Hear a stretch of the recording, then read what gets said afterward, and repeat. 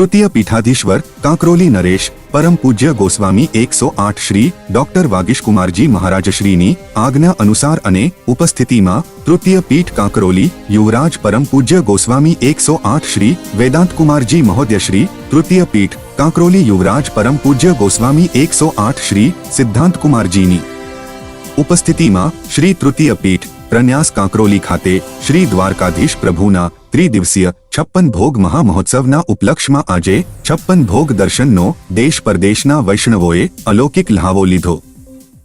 जगद्गुरु श्रीमद वल्लभाचार्य जी तृतीय पीठ कांकरोली अंतर्गत प्रभु श्री द्वारिकाधीश राजा अमरीश वखत थी विराजमान है।